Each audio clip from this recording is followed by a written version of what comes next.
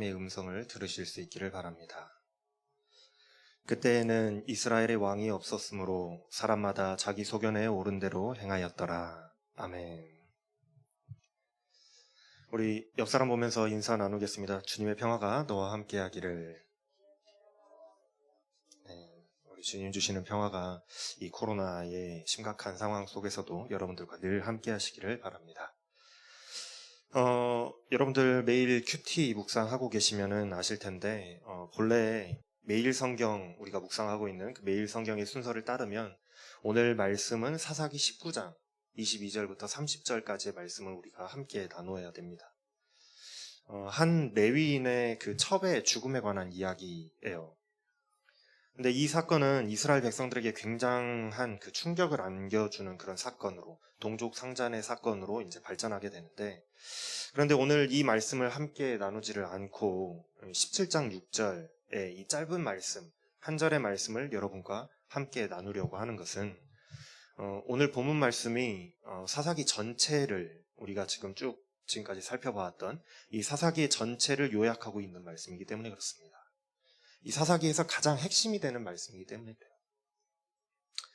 제가 몇 주 전에 이제 사사기를 우리가 처음 시작하면서 여러분들에게 사사기의 전체적인 분위기나 또 그리고 그 사사시대의 이스라엘의 상황에 대해서 대략적으로 설명을 해드렸어요. 다시 한번 떠올려 보면은 사사기는 우리가 생각하는 것처럼 이스라엘의 구국 영웅들의 그 이야기들, 그런 이야기들을 모아놓은 것이 아니다고 했어요.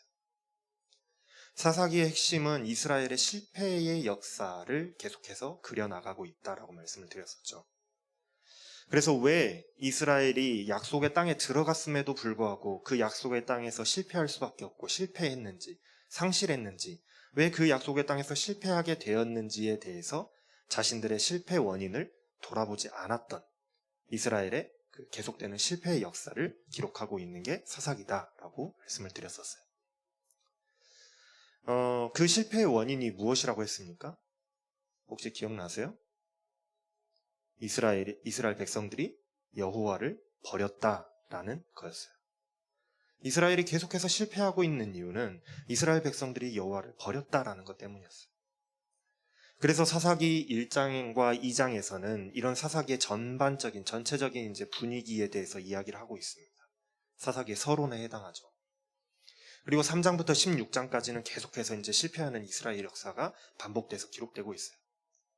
그럼에도 불구하고 건지시는 하나님의 역사, 사사를 보내서 건지시는 하나님의 역사가 반복되고 있죠. 이 부분이 이제 사사기의 몸통 부분이에요. 그리고 지난주에 이제 우리가 살펴봤던 이 삼손, 16장의 주인공이 이 삼손을 끝으로 이 사사에 대한 기록은 끝이 납니다. 더 이상 이제 사사에 대한 기록은 나오지 않아요. 그리고 이제 17장부터 21장까지 이제 마지막 결론 부분에까지의 말씀은 이제 사사기의 이제 결론 부분이라고 말씀을 할 수가 있는데, 바로 이 결론 단락의 핵심이기도 하고, 또 어떻게 보면 사사기 전체의 핵심이라고 할 수 있는 말씀이 바로 오늘 이 한 절의 말씀이에요. 17장 6절 이 한 절의 말씀. 사사기의 결론 부분은 하나님을 버려버린 이들의 그 시대가, 하나님을 버려버렸던 이들의 시대가 얼마나 타락했는지에 대해서 기록하고 있습니다. 그래서 오늘 본래 우리가 이제 함께 나눠야 되는 이 레위기의 그 레위인의 첩의 이야기만 봐서는 이 결론 부분의 전체의 메시지를 잘 살리지를 못해요. 거기만 봐서는 이 결론의 전체의 메시지가 뭔가, 하나님께서 뭘 말씀하시고자 하는가에 대해서 우리가 잘 이해할 수가 없다라는 거예요. 그래서 17장부터 21장을 전체를 우리가 한꺼번에 봐야지만 이해할 수가 있습니다. 그래서 오늘 말씀이 좀 다른 거예요. 결론 단락에는 굉장히 긴 두 개의 이야기가 나오는데, 이 두 이야기가 지금 현재 이 사사시대를 대표하는 예시로 등장을 하는 거예요. 17장부터 18장에 나오는 미가라는 이 사람과 그 집안에 있는 제사장의 이야기는 이스라엘이 그 당시에 얼마나 종교적으로 타락했는지에 대해서 잘 보여주고 있습니다. 그리고 또한 19장부터 21장까지에 등장하는 한 레위인과 그 첩에 대한 이야기, 그리고 그들로부터 발생된 동족 상잔의 이야기는 이스라엘의 전체 그 사사시대 당시에 이스라엘 전반의 사회적인 또 도덕적인 공동체적인 그 타락이 얼마나 심각했는지 그 당시의 실상을 보여주고 있어요. 이 이야기들은요, 굉장히 긴 이야기이기도 하면서 이스라엘의 시대 상황을 잘 반영하고 있기 때문에 단어 하나에도 또 문장 하나에도 또 그 사람의 그 역할과 지위와 또 그런 등등등 하나하나를 우리가 따져가면서 읽어간다면은 정말로 상세하게 그 당시가 얼마나 타락했는지에 대해서 우리가 엿볼 수가 있어요. 그래서 그것들을 하나하나, 한 단어 하나, 이렇게 하나하나 그 주도 면밀히 이렇게 살펴보려고 한다면은 아마 몇 주 동안 계속해서 이 설교만 해야 될 겁니다. 그러나 이제 우리가 주어진 시간이 오늘 이 시간이 전부다 보니까 이거를 전부 다 오늘 하루에 다 살펴보고 결론의 핵심이 무엇인지를 살펴봐야 되기 때문에 중요한 것들만 위주로 빨리빨리 이렇게 살펴보면서 넘어가도록 할 거예요. 자, 먼저 오늘 본문 말씀은요, 그때에 이스라엘의 왕이 없었으므로 사람마다 자기 소견에 옳은 대로 행하였더라 하고 말씀하고 있습니다. 이 말씀이 굉장히 중요해요. 앞서 말씀드렸듯이 이 말씀이 바로 사사기의 핵심이기 때문에 사사기 전체를 꿰뚫는 핵심이다. 자, 오늘 말씀이 뭐라고 증거합니까? 그때에 이스라엘의 왕이 없었다라고 말씀하죠. 당연히 왕이 없었죠. 왕이 없는 게 당연해요. 이스라엘은 아직 왕정 시대 이전에 살고 있습니다. 왕정이 시작되기 이전이기 때문에 당연히 왕이 없는 게 당연한 거예요. 그렇다면 도대체 왜 왕이 없었다라고 이야기하고 있을까? 이게 도대체 무슨 말일까? 이미 이스라엘의 주변 국가들은 오래전부터 왕이 있었습니다. 이스라엘이 종살이하던 이집트만 봐도 아주 오래전부터 파라오라는 왕이 통치하던, 다스리던 그런 나라였잖아요. 세계 역사를 봐도 국가 단위로 또 도시국가 단위로 좀 더 작게는 부족 단위로 이렇게 조그만한 단위가 되어도 황제가 있었고 왕이 있었고 또 족장이라고 할 수 있는 이 각 단체들의 수장이 다 있었어요. 그들의 강력한 카리스마와 통치를 중심으로 이 나라가 움직이고 부족이 움직였던 거거든요. 그런데 이상하게도 이스라엘은 그 숫자가 어마어마하게 많으면서도 아직까지 왕이 없었대요. 아직까지도 왕이 없어요. 왜 그럴까요? 숫자가 그렇게 많은데 아직까지 왕이 없는 이유가 뭘까요? 다른 나라들은 다 있는데. 그것은 이스라엘의 그 사회 정치 체제가, 다시 말하면 통치 체계가 신정국가 체제였기 때문에 그렇더라고요. 달리 말하면은 이스라엘의 왕이 누구냐? 인간적인 왕은 없었지만 이스라엘의 왕은 하나님이셨다라는 거예요. 하나님이 이스라엘의 왕이었다. 이미 사사기에도 수많은 사사가 있었고 거슬러 올라가면은 정복 시기에는 여호수아가 이스라엘의 지도자였고 출애굽 시기에는 모세라는 걸출한 지도자들이 이스라엘을 이끌어 왔습니다. 계속해서 이끌어 왔어요. 그럼에도 그들을 왕이라고 부르지 않았던 이유는 그들은 이스라엘의 왕이신 하나님의 명령을 수행하는 사람이었고 하나님의 뜻을 전달해주는, 그냥 전달만 해주는 선지자요. 그 하나님의 뜻을 수행하는 수행자였기 때문에 그래요. 그래서 그들을 왕이라고 부르지 않는 거예요. 그래서 인간적인 눈으로 보았을 때에는 이스라엘의 왕이 없어서, 이스라엘이 지금 다른 나라하고 달리 왕이 없어서 이스라엘이 앞으로 나아가지 못했다라고 해석할 수 있을지 모르겠지만 그게 아니라는 거예요. 그게 아니라는 거예요. 이미 지도자들은 있어 왔습니다. 왕처럼, 인간의 눈으로 봤을 때 왕처럼 보이는 지도자들은 있어 왔어요. 리더십의 부재가 문제가 아니라는 거죠. 그렇다면 지금 무엇이 문제라고 말씀하고 있는 걸까요? 뭐가 문제라고 말씀하고 있는 걸까? 여기서 다시 한번 이스라엘의 실패 이유가 나타나는 거예요. 이스라엘에 왕이 없었다는 것의 참 의미는 바로 이스라엘이 그들의 왕이신 하나님을 버렸다라는 것을 의미합니다. 이스라엘이 실패하게 된 이유가 뭐라고 그랬어요? 아까 전에 설명드렸죠? 이스라엘이 하나님을 버렸기 때문에 실패하는 역사를 거듭했다 그랬잖아요. 여기서도 나타나는 거예요. 이스라엘이 왕이 없었다라는 이 말의 참 뜻은 인간 리더십이 없었다라는 것이 아니라 이스라엘이 왕이신, 자신들의 왕이신 하나님을 버렸다라는 것을 의미합니다. 하나님께서 이스라엘의 왕이 되셔서 모세와 여호수아와 또 사사들과 같은 지도자들을 세우셨고 하나님의 뜻을 그들을 통해서 전하시고 또한 그들을 통해서 하나님께서 인도하시는데 그러니까 이스라엘에는 하나님이라는 왕이 계셨음에도 불구하고 이들이 왕이신 하나님을 버렸다라는 거예요. 왕이신 하나님을 버렸다. 그리고 어떻게 했다고요? 사람마다 자기 소견에 옳은 대로 행하였더라 라고 말씀하고 있어요. 소견이라는 것은 어떤 일이나 어떤 현상을 보고 가지는 내 생각이나 의견, 그것을 우리는 소견이라고 합니다. 의사 선생님이 소견서를 써주잖아요. 의사가 봤을 때 어떤 것 같다, 이건 병이 뭔 것 같다라고 쓰는 게 소견이에요. 내 생각이나 내가 본 것을 써주는 거죠, 의견을. 히브리어는 이 소견이라는 단어가 아인이라는 단어를 썼는데 눈이라는 단어입니다. 성경에서는 주로 이 단어가 자기 의견이나 욕심이라는 의미로 사용되어지고 있어요. 무슨 말이냐면 이스라엘 백성들이 하나님의 뜻을 버려버리고 자기들의 눈에 보이는 대로 자기들의 생각에, 내 생각에 그 좋아 보이고 즐거워 보이는 것대로 욕심을 따라서 살아가는 시대가 이 사사시대였다라고 말씀해주고 있는 거예요. 이 말씀이 얼마나 중요한 핵심적인 그 말씀인 거 아니, 이 짧은 결론 단락 17장부터 그 21장까지 이 짧은 그 결론 단락 안에서 4번이나 똑같은 말씀을 반복하면서 강조하고 있습니다. 첫 번째 이야기에서 2번, 두 번째 이야기에서 2번이에요. 심지어 똑같은 문장을 가지고 반복해서 말하고 있어요. 이걸 히브리 문학적인 기법으로, 이스라엘 문학적인 기법으로는 교차대구법이라고 합니다. 이스라엘 문학에서 의도적으로 어떤 걸 강조하고자 할 때 이런 교차대구법을 사용하거든요. 그만큼 중요하다라는 거예요. 17장 6절에서 오늘 본문 말씀이 21장 25절 사사기의 가장 끝에 있는 마지막 절에서 똑같이 토시 하나 틀리지 않고 똑같이 기록돼서 나옵니다. 그때에 이스라엘의 왕이 없으므로 사람이 각기 자기의 소견에 옳은 대로 행하였더라 하고 이렇게 사사기의 말씀은 끝을 맺거든요. 또 사사기 18장 1절과 19장 1절에서 똑같은 말씀을 반복하고 있어요. 이스라엘의 왕이 없었고 이렇게 2번 반복해서 이야기합니다. 사사의 시대는 바로 이런 시대였어요.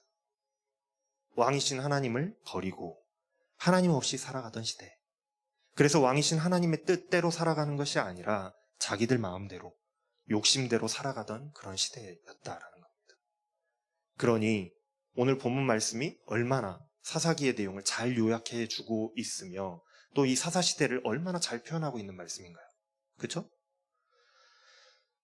이러한 그 당시의 시대상이 이제 이 2가지 이야기에서 잘 나타나요. 첫 번째 이야기는 17장, 18장에서 나오는 이야기입니다.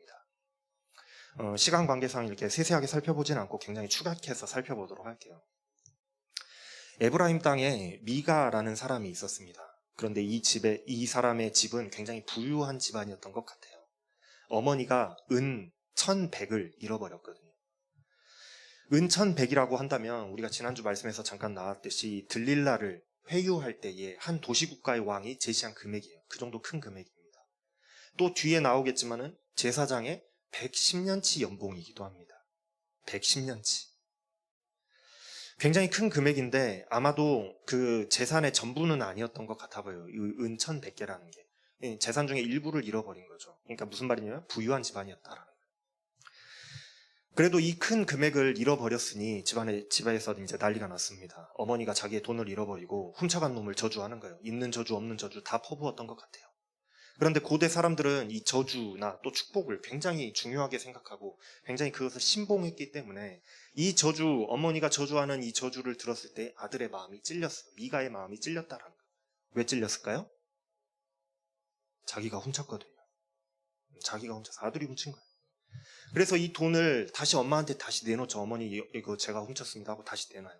그랬더니 어머니의 태도가 돌변합니다. 아들이 그런 줄 알았으면 저주하지 않았을 텐데 그래서 내 아들이 여호와께 복받기를 원한다고 하면서 태세를 전환해요. 그러면서 축복을 하죠.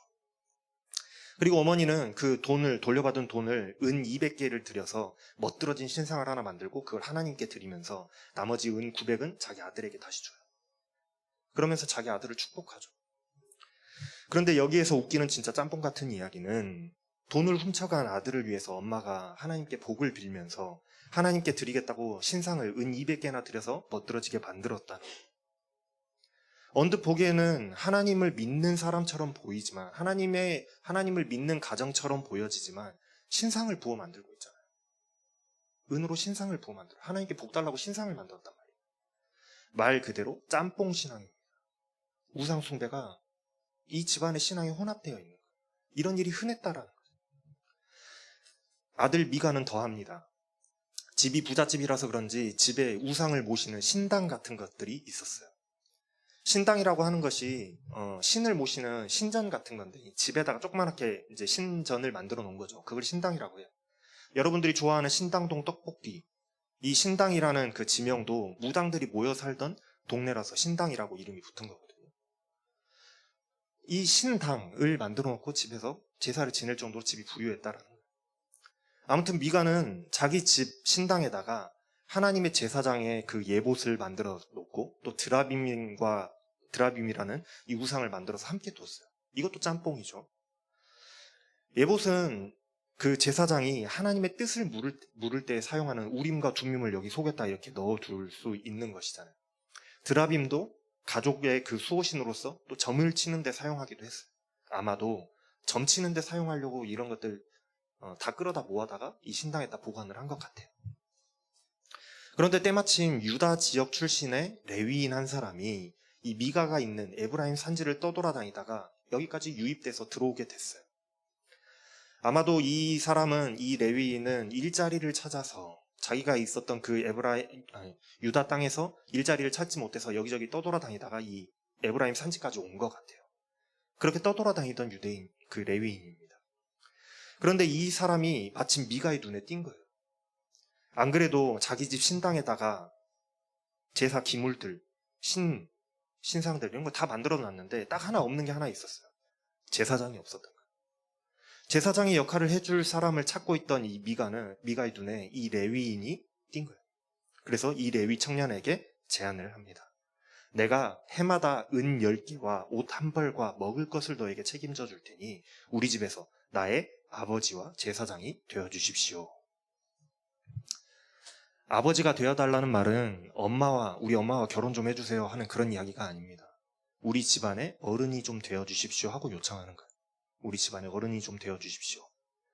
겉으로 보기에는 거룩한 제사장이요 하나님의 성직자를 존경하며 우대해서 우리 집안의 어르신이 되어 주십시오 하면서 초청하는 것 같아 보이지만 돈을 주고 조건을 내걸고 우리 집안의 전속 제사장으로 스카우트하는, 구매하는 것과 같은 상황이 되었다는 거예요.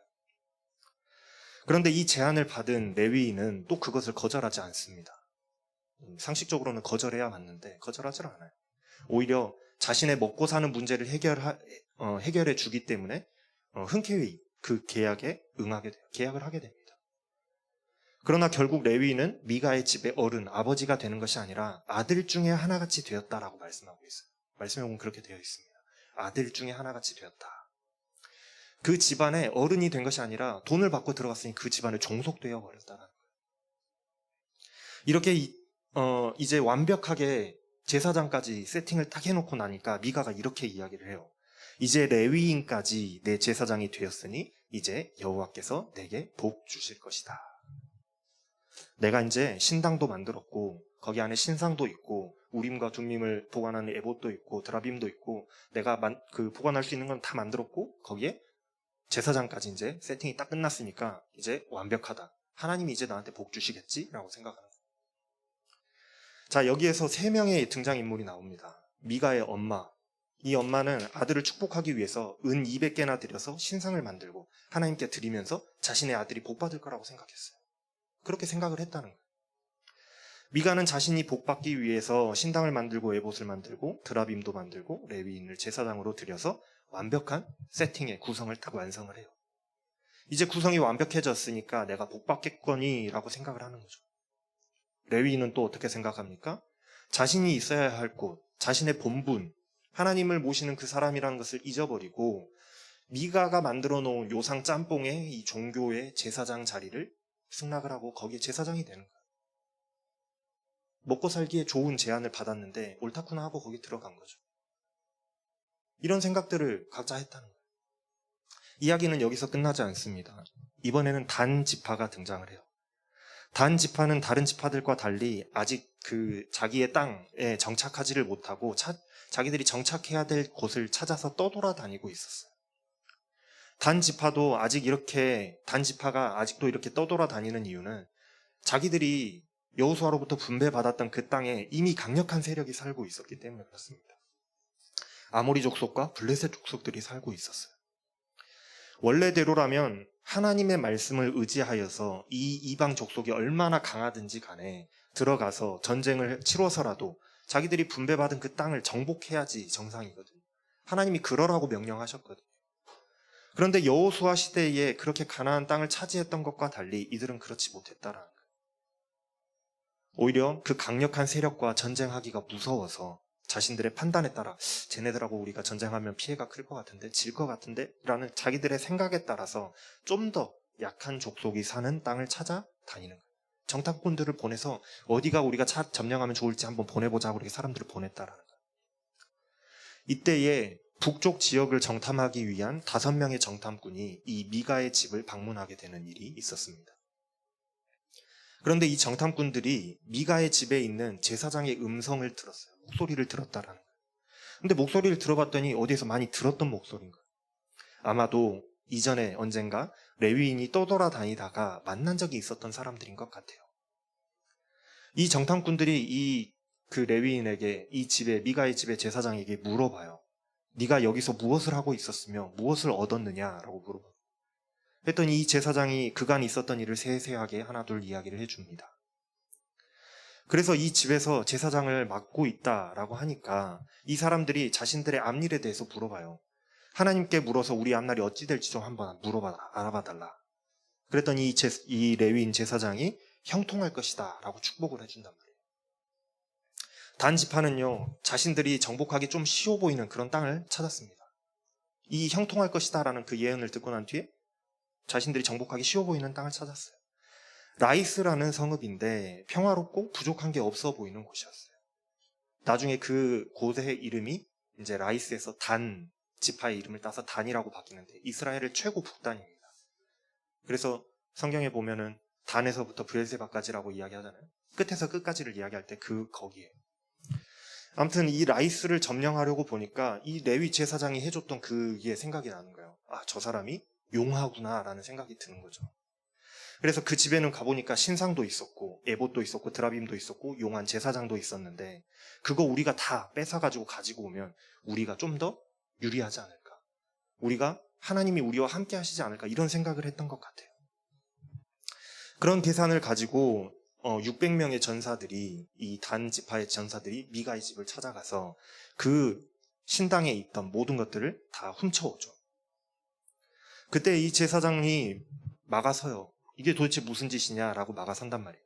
그때 단지파 사람들이 이 제사장에게 이렇게 이야기합니다. 네가 우리 지파의 아버지 제사장이 되어주라. 우리 지파의 어른이 제사장이 되어달라라는 거예요. 미가의 집에서 개인의 제사장이 되어 있는 것이 좋겠냐, 아니면 한 지파의 제사장이 더 좋겠냐라는 거죠. 계산을 해보니까 이 제사장이 머리를 빨리 굴려보니까 진짜 그게 더 좋겠거든요. 한 집의 개인의 제사장보다 단지파라는 그 족속의 제사장을 하는 게 훨씬 좋을 것 같아요. 그래서 바로 환승합니다. 성경에 이렇게 나와요. 제사장이 마음에 기뻐하여 에봇과 드라빔과 새긴 우상을 받아가지고 그 백성 가운데로 들어가니라. 이 제안을 받고 이 제사장이 자기가 가지고 있던, 자기가 섬기고 있던 그 신상과 그런 것들을 싹 챙겨가지고 단지파로 갔다는 거예요.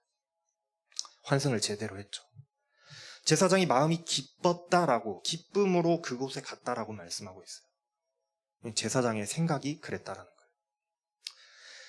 거예요. 이 첫 번째 이야기는요, 이스라엘의 종교적인 타락이 얼마나 심했는지를 보여줍니다. 이미 이스라엘 사람들은 종교적으로 타락해 있었어요.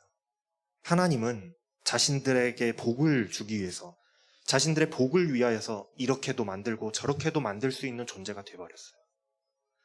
복을 위한 수단이 되어버린 거예요.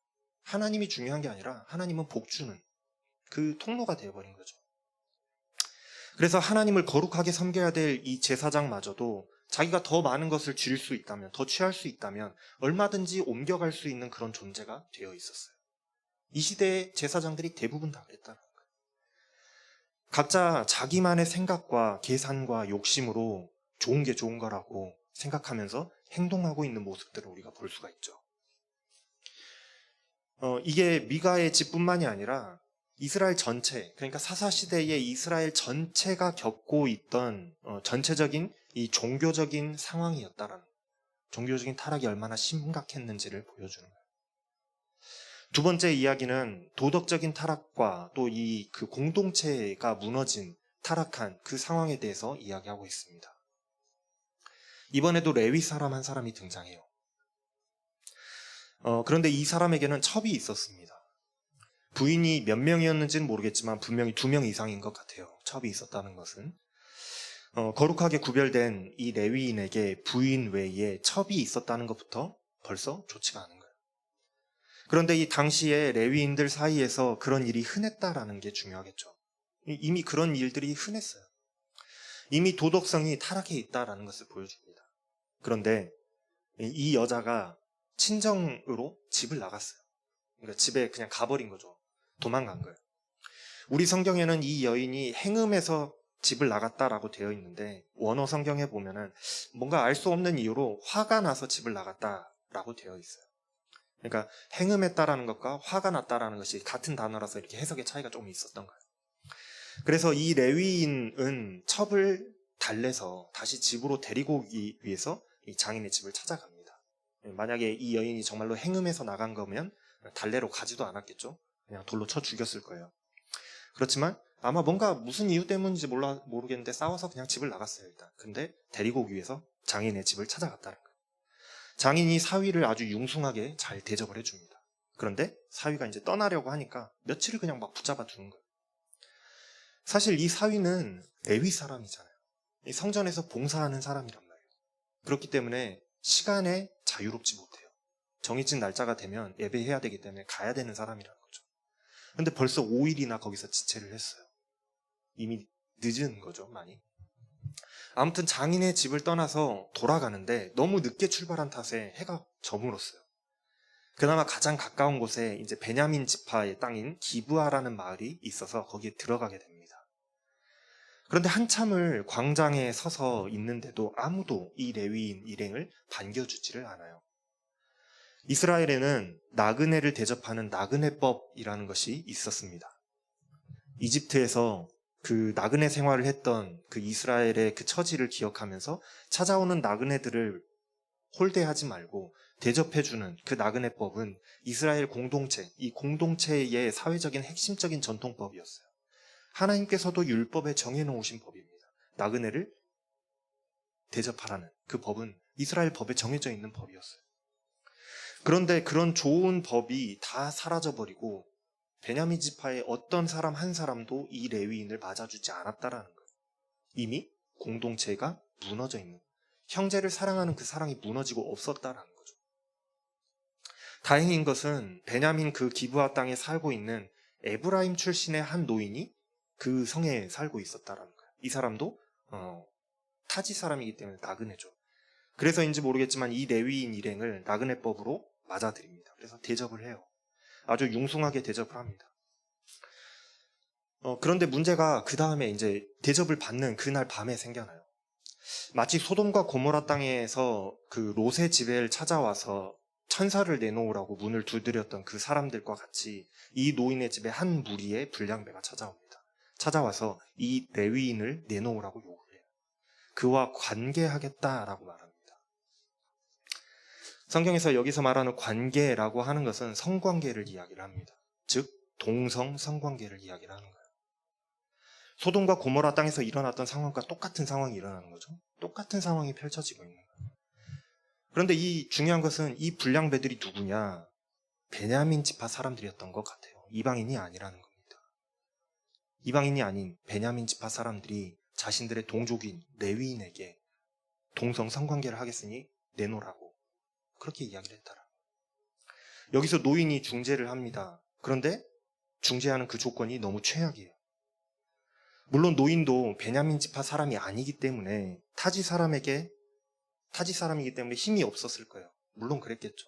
그렇지만 레위인에게 그리고 당사자들에게 물어보지도 않고 레위인의 첩과 자신의 그 처녀딸을 내어놓겠다고 제시를 하는 거예요.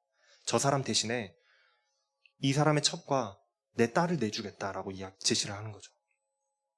그래도 불량배들이 멈추지 않을 것 같은 그 상황에서 레위인이 이번에는 나서서 자신의 첩을 끌어내서 그 사람들에게 내어줍니다. 넘겨버려요. 이 불량배들은 그날 밤새 그 첩을 윤관하고 새벽이 되어서야 그 여인을 놓아주게 됩니다. 놓여진 여인은 마지막 그 남은 힘을 다해서 자신의 남편이 머물고 있는 집 앞에 기어갔는지 엎드러져서 거기에 쓰러져요. 성경에서는 성경은 동틀 때에 여인이 자기의 주인이 있는 그 사람의 집 문에 이르러 엎드러져 발기까지 거기서 엎드러져 있더라 하고 말씀하고 있습니다. 그래, 이렇게 생각해 볼 수 있어요. 그래, 그 당시에 여인들의 위상이 높지 못했으니까, 그 당시에는 그랬으니까 위기의 순간에 그런 모진 결정을 했구나, 이렇게 생각하고 이해해 보려고 할 수 있겠죠. 그런데 그게 아니에요. 자기의 첩을 그렇게 이리때에게 넘겨주었으면 밤새도록 걱정하면서 기다려야 되지 않겠어요? 어쩔 수 없어서 넘겨줬다라고 하면 걱정하면서 애끓는 마음으로 기다려야 되는데 지켜주지 못해서 미안해해야 되지 않겠냐는 거예요. 그런데 이 레위인은 잠을 자고 나왔다라는 거예요. 두 발 뻗고 잠을 잤다라. 그리고 첩을 찾는 것이 먼저가 아니라 그곳을 떠나려고 했다라는 겁니다. 말씀에 이렇게 나옵니다.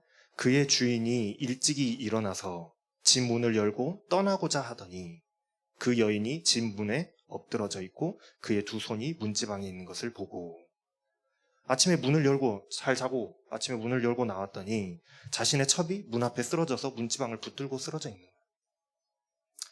아마도 이 첩은 살려달라는 몸부림으로 아니면 문을 열어달라는 그 행동으로 이 문지방을 붙들고 쓰러져 있었겠죠. 그런데 이런 상황을 보면 어떻게 해야 되겠어요? 놀라서 걱정하면서 상태를 먼저 확인해야 될 거 아니겠어요? 살아있는지 먼저 확인을 해야 되겠잖아요. 그런데 이 레위인의 반응이 굉장히 싸늘합니다. 그에게 이르되, 쓰러져 있는 그 자기의 첩에게 이르되 일어나라, 우리가 떠나가자 하니 아무 대답이 없었다. 레위인은 아무 말 없이 그 대답을 못하는 그 첩의 시체를 나귀에 싣고 집으로 돌아갑니다. 도저히 우리로서는 이해할 수 없는 잔혹한 상황이에요. 그죠? 불량배들도 여전히 도저히 우리가 이해할 수 없는 상황이지만 이 노인도 그리고 레위인도 역시 이해할 수 없는 행동과 그런 반응을 보이고 있어요. 당연히 이해가 안 되죠. 이해가 되면 이상한 거예요. 이미 도덕적으로 망가져버린 사회를 보여주고 있기 때문에 그렇습니다. 이 당시의 시대가 그만큼 악했다라는 거예요. 더욱 충격적인 것은 집에 돌아온 이 레위인은 집에 들어서자마자 뭔가 슬퍼하거나 이 여인을 위해서 장례를 하는 것이 아니라 칼을 가져다가 이 첩의 시체를 12토막을 내어서 이스라엘의 온 지역으로 보냅니다. 이스라엘에는 이런 전통이 없어요.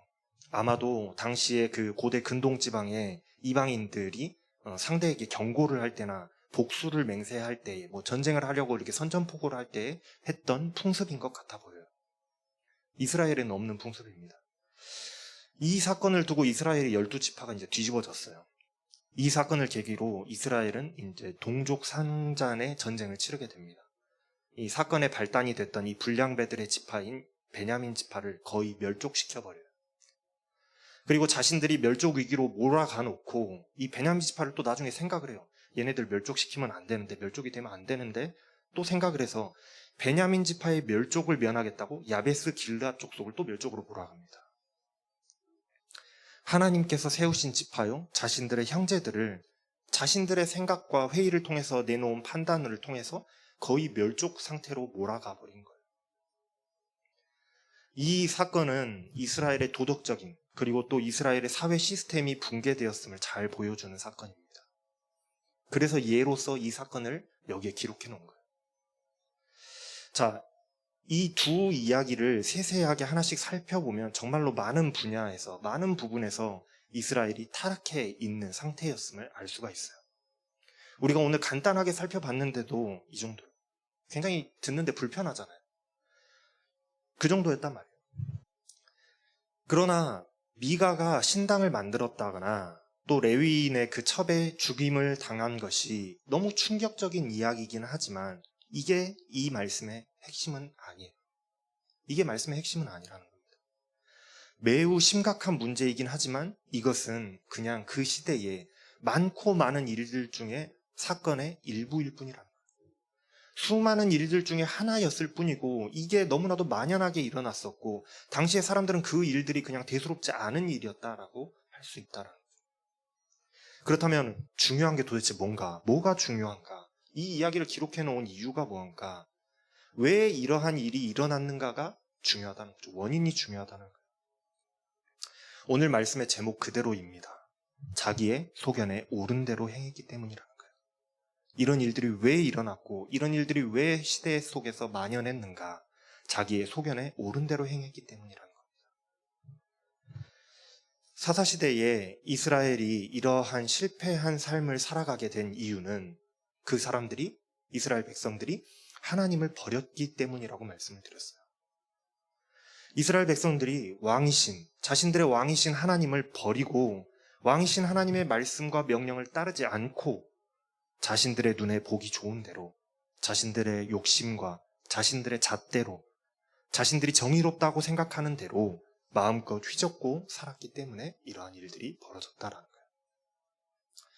오늘 말씀에 나오는 등장의 인물들을 면면히 잘 살펴보면 다들 다른 사람의 말은 듣지 않습니다. 자기가 생각하는 대로 행동해요. 자기의 생각에 이것이 좋다, 이것이 옳다, 이것이 정의다라고 생각하면 그대로 행해버립니다. 그대로 살아가는 거예요. 자기 소견에 옳은 대로 행했다 그 행위들이 콜라보가 돼서 바로 사사시대가 무너지는 사회를 보여주고 있다라고 할 수가 있어요. 모두가 자기 생각대로 맞다라고 살아가니까 그게 콜라보 돼가지고 무너진 사회를 만들었다는 거죠. 종교도, 도덕도, 사회도, 공동체도 다 무너진 모습을 보여주고 있습니다. 이러한 사사시대의 시대상이 오늘 말씀 한 절에 딱 요약이 되는 거예요. 그때에 이스라엘의 왕이 없었으므로 사람마다 자기 소견에 옳은 대로 행하였더라. 사랑하는 여러분, 하나님이 없는 세상을 살아가는 사람들과 하나님이 왕이신 세상을 살아가는 사람들은 여기에서 차이가 납니다.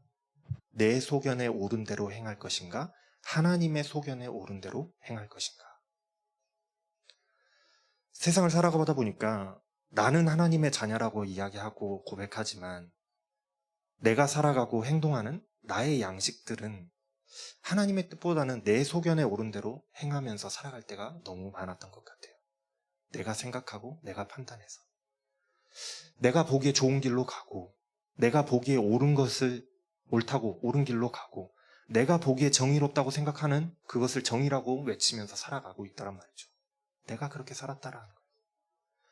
아무리 좋아 보이고 아무리 정의로워 보이는 길이라고 할지라도 그것이 내 눈에 내 소견이 기준이라고 한다면 그것은 틀린 길일 가능성이 굉장히 많습니다. 어쩌다가 한번 얻어 걸려서 맞는 경우는 있을 수 있지만 내 소견일 경우에는 틀린 길일 가능성이 많다라는 거예요. 그러나 하나님 보시기에 좋은 길, 하나님 보시기에 옳은 길, 하나님 보시기에 정의로운 길이라고 한다면 그 길로 우리가 행한다면 그것은 절대로 틀리지 않는 길입니다. 오늘 말씀에서 사람들은 각자 자기가 옳다고 생각하는 대로 행하고 생각하고 정의롭다 생각하고 그것이 바른 길이라고 생각하는 길로 각자 행했지만 그런 사람들의 각자의 소견들이 모였을 때에는 요지경 같은 세상을 만들어내고 있는 모습을 볼 수가 있어요. 타락한 세상을 만들어냈다는 거죠. 우리가 살아가고 있는 오늘날의 세상은 좀 다를까요? 뉴스에서 보면은 오늘 말씀에서 읽었던 그런 일들이 똑같이 일어나고 있어요. 너무나도 많이 자주 들려오잖아요. 그런 소식들이. 모두가 자기가 옳다고 말하고 있기 때문에 그렇습니다. 그들에게는 왕이 없어요. 여러분, 우리는 하나님의 자녀입니다. 그 말은 우리의 왕은 하나님이시라는 거예요. 하나님이 우리의 왕이시라면 우리는 왕의 명령을 따라 살아가야 되지 않겠어요? 왕의 명령을 따라 살아가야 되겠잖아요. 여러분, 우리는 하나님의 소견에 옳은 대로 살아가는 사람들이 되었으면 좋겠습니다. 나의 소견을 조금씩 내가 옳다고 생각했던 것, 내가 정의라고 생각했던 것들을 조금씩 내려놓고 점점 더 하나님의 시선으로 채워가는 우리들이 되었으면 좋겠어요. 그래서 왕 되신 하나님을 따라서 하나님의 뜻대로 살아가는 우리들의 삶이 되기를 주님의 이름으로 축원합니다. 기도하겠습니다. 하나님, 왕이 없는 세상을 살아가며 각자 자기의 소견에 옳은 대로 살아갔던 사람들은 옳다고 살았으나 모든 것이 무너진 세상을 살아갈 수밖에 없었습니다. 하나님, 왕 되신 하나님의 말씀과 명령을 따라서 하나님의 소견에 옳은 대로 살아가는 우리들이 다 되게 하여 주시옵소서. 이 모든 말씀 우리 주 예수 그리스도의 이름으로 감사하며 기도합니다. 아멘.